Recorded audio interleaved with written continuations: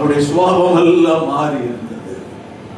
அவளுக்காக நான் போராடி ஜெபம் பண்ணி அவர்கிட்ட விசாரிக்கும் போது அங்கு ஒரு தவறான ஒரு வாலிபனோடு அவருக்கு தொடர்பு ஏற்பட்டுச்சு.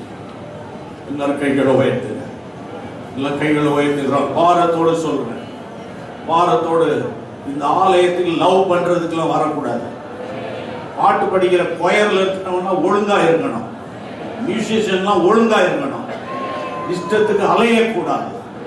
எல்லாம் பரிசுத்தமான ஒரு தேவனை ஆராதிக்க வந்திருக்கிறோம். எல்லாம் கைகளை உயர்த்தி ஜெபம் பண்ணுங்க. கைகளை உயர்த்தி அசுத்தமான ஆவி, இச்சையின் ஆவிகள் நடமாடக்கூடாது. ஆண்டவர் ரட்சிக்கப்பட்ட வாலிப பிள்ளைகள். இன்னைக்கு ஒரு தகப்பனார் எனக்கு போன் பண்ணாரு. எனக்கு ஒரு தகப்பனார் போன் பண்ணாரு.